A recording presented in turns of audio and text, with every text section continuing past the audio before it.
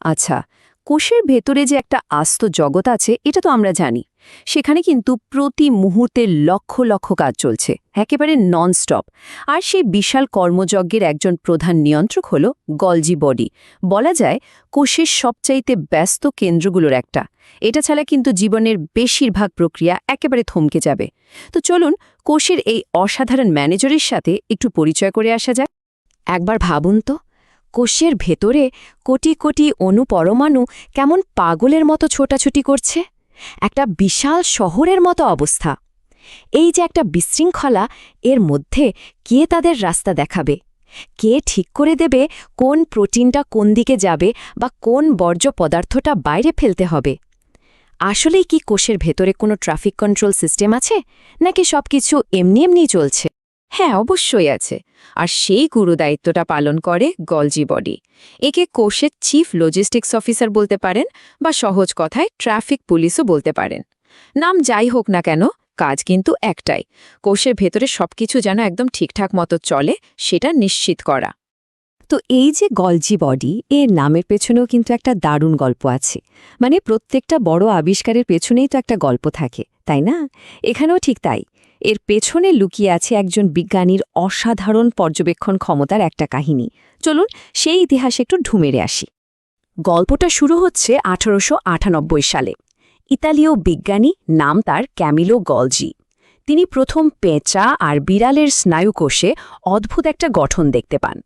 আর এই যুগান্তকারী কাজের জন্যে 1906 সালে তিনি নোবেল পুরস্কারও পেয়ে যান। কিন্তু মজার ব্যাপার হলো, এটার আসল চেহারাটা দেখতে আমাদের আরও প্রায় 50 বছর অপেক্ষা করতে হয়েছে। অবশেষে 1954 সালে ডাল্টন আর ফেলিক্স আসলেন। আর তাদের শক্তিশালী ইলেকট্রন মাইক্রোস্কোপের কল্যাণে আমরা এর একেবারে খুঁটিনাটি গঠনটা দেখতে পেলাম। একটা ইন্টারেস্টিং ব্যাপার কি জানেন? এত যে গুরুত্বপূর্ণ একটা অঙ্গাণু, এর কিন্তু আরও কয়েকটা নাম আছে। মানে বিজ্ঞানের ইতিহাসে বিভিন্ন সময়ে একে ডিকটিওজোম, ইডিওজোম, এমনকি লিপোকন্ড্রিয়া নামেও ডাকা হয়েছে। তবে হ্যাঁ, গলজি বডি নামটাই শেষ পর্যন্ত সবচেয়ে বেশি পরিচিতি পেয়েছে। আচ্ছা, ইতিহাস তো জানা হলো, কিন্তু এই যে জটিল একটা যন্ত্র, এটা আসলে কি দিয়ে তৈরি? চলুন এবারের গঠনটা একটু কাছ থেকে দেখা যাক। এর কেমিক্যাল মেকআপটা কিন্তু বেশ মজার। গলজি বডির যে মেমব্রেন বা ঝিল্লিটা আছে, তার 60 ভাগই হলো প্রোটিন আর বাকি 40 ভাগ হলো লিপিড। আর এই প্রোটিন আর লিপিডের মিক্সচারটাই একে একই সাথে ফ্লেক্সিবল আর সুপার কার্যকরী করে তুলেছে। কিন্তু এখানে শেষ না, এর ভেতরে আরও অনেক কিছু আছে, একেবারে ঠাসা যাকে বলে। যেমন ধরুন ফ্যাটি অ্যাসিড, ভাইটামিন কে আর বিভিন্ন পাওয়ারফুল এনজাইম। এই সব কিছু মিলেই কিন্তু গলজি বডি তার এত সব কাজ করার শক্তিটা পায়। স্ট্রাকচারের দিক থেকে দেখলে এর মূলত 3টা প্রধান অংশ। 1. সিস্টার্নি, এগুলো হলো চ্যাপ্টা থলের মতো দেখতে। 2. ভেসিকল, এই ছোট ছোট ববলগুলো আসলে ট্রান্সপোর্টের কাজ করে। আর 3. ভ্যাকিওল, এগুলো হলো বড় বড় স্টোরেজ স্পেস। সব মিলিয়ে পুরো সিস্টেমটা একটা পোস্ট অফিস বা কারখানার মতো কাজ করে। তো গঠন তো বোঝা গেল, এখন আসা যাক আসল কথায়, এর কাজটা কি? গলজি বডি আসলে কি করে? সত্যি বলতে অনেক কিছু। এর কাজের লিস্টটা এতটাই লম্বা যে একে কোষের সুপার ম্যানেজার বললেও একটুও বাড়িয়ে বলা হবে না। এর প্রথম আর সবচেয়ে বড় ভূমিকাগুলোর একটা হলো কোষের জন্য নানা রকম জিনিস তৈরি করা আর সেগুলোকে প্রসেস করা। মানে এটাকে কোষের একটা ছোটখাটো ম্যানুফ্যাকচারিং হাবও বলা যেতে পারে। এর প্রোডাকশন ক্ষমতা কিন্তু অসাধারণ। এটা নন প্রোটিন জিনিসপত্র তৈরি করে। কোষের যে ক্লিনিং ক্রু আছে, মানে লাইজোজোম, সেটা তৈরিতেও হেল্প করে। শুধু তাই না, এটা ভিটামিন আর লিপিডও সিনথেসাইজ করে। এমনকি প্রোটিন আর ভিটামিন সি এর মতো জরুরি জিনিসপত্র স্টোর করেও রাখে। আচ্ছা, এবার আসি গলজি বডির দ্বিতীয় বড় দায়িত্বে, প্যাকেজিং আর শিপিং।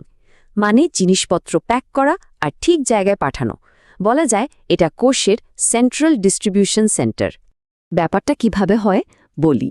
এন্ডোপ্লাজমিক রেটিকিউলাম থেকে যে কাঁচামালগুলো আসে, সেগুলোকে এটা সুন্দর করে প্যাকেজ করে।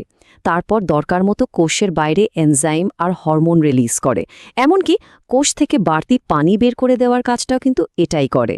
একেবারে এক দক্ষ পোস্ট অফিসের মতো, যেটা প্রত্যেকটা পার্সেল একদম সঠিক ঠিকানায় পৌঁছে দেয়। গলজি বডির তৃতীয় ভূমিকাটা হল একজন সাপোর্টিং বন্ধুর মতো। মানে কিছু কিছু ক্ষেত্রে এটা সরাসরি নিজে কাজটা করে না, কিন্তু কোষের অনেক বড় বড় প্রক্রিয়াকে সফল হতে সাহায্য করে। এর সাপোর্ট ছাড়া কিন্তু অনেক জরুরি কাজই অসম্পূর্ণ থেকে যেত। যেমন ধরুন, এটা স্পার্ম তৈরিতে সাহায্য করে।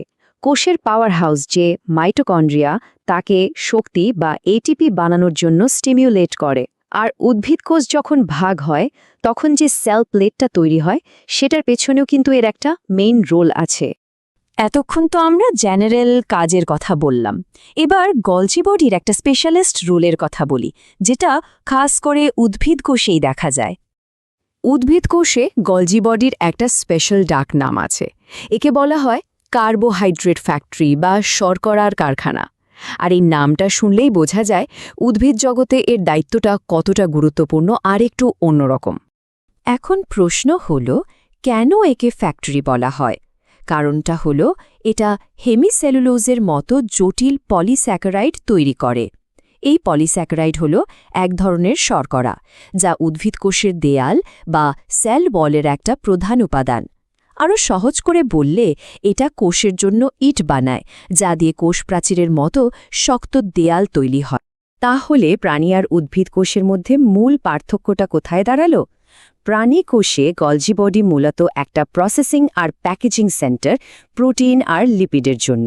আর অন্যদিকে উদ্ভিদ কোষে এই প্যাকেজিংয়ের পাশাপাশি এটা কোষ প্রাচীর তৈরির জন্য একটা ভাইটাল ফ্যাক্টরির কাজও করে। তাহলে দেখুন, ট্রাফিক পুলিশের কাজ থেকে শুরু করে ফ্যাক্টরি ফ্লোর ম্যানেজ করা পর্যন্ত গলজি বডি আসলেই কোষের এক অপরিহার্য অপারেশনস ম্যানেজার। এটা ছাড়া কোষের কাজকর্ম যে প্রায় অচল হয়ে পড়বে তাতে কোনো সন্দেহ নেই। তাহলে শেষ প্রশ্নটা এটাই থেকে যায়, গলজি বডি ছাড়া একটা কোষ কি ঠিকঠাকভাবে চলতেই পারবে? ভেবে দেখুন, প্যাকেজিং, শিপিং আর প্রোডাকশন ছাড়া যেমন একটা শহর চলতে পারে না, ঠিক তেমনি গলজি বডি ছাড়াও একটা কোষের জীবন চালানো প্রায় অসম্ভব। এর আসল গুরুত্বটা হয়তো আমরা যতটা ভাবি তার চেয়েও অনেক অনেক বেশি।